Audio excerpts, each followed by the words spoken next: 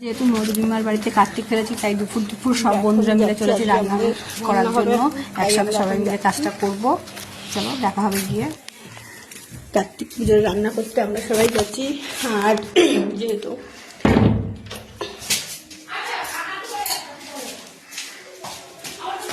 মধুরিমাদের ঘরে যায়, ঝর্ণাদির বাড়িতে হচ্ছে ছাদে, আমরা তাই যাচ্ছি এখন।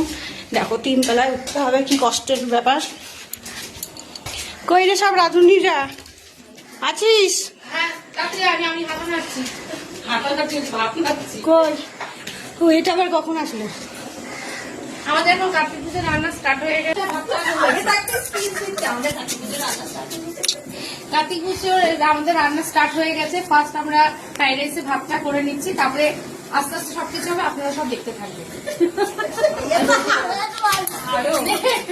কার্তিকের জেঠিমা, এই যে কার্তিকের মা। আচ্ছা কার্তিকের মা, তোমার কেমন লাগে? খাটতে হচ্ছে না না, আর আমি সব জেঠিমা কাকিমা সবাইকে নিয়ে খাচ্ছি। আমি সকালে ফার্স্ট থেকে এসে সবজি সবার আগে আমার ফটোটা তোলেনি, এদের আগে গিয়ে তুলে যাচ্ছে। আচ্ছা মায়ের কি তোলা দরকার আছে? ঠিকই তো। আচ্ছা কি হচ্ছে এখানে? এখানে রান্না বান্নার জোগাড় হচ্ছে। আজকে মধুরিমার ছেলের মুখপ্রসাদ, সেই জন্য, তাই তো? একদম।